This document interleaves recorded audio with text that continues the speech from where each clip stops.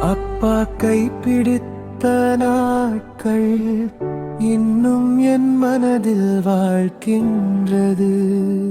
சிறு பையன் நான் இருந்த போது உலகமே பாதுகாப்பாய் தோன்றியது.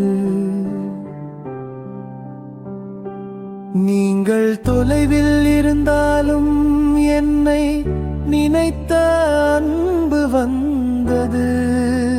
ஒரு சிறு பரிசு கொண்ட பையில் என் உலகம் மறைந்து இருந்தது.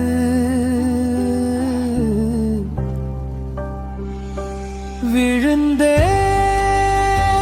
நான் பல முறை, தோல்விகள் என்னை சூழ்ந்தது.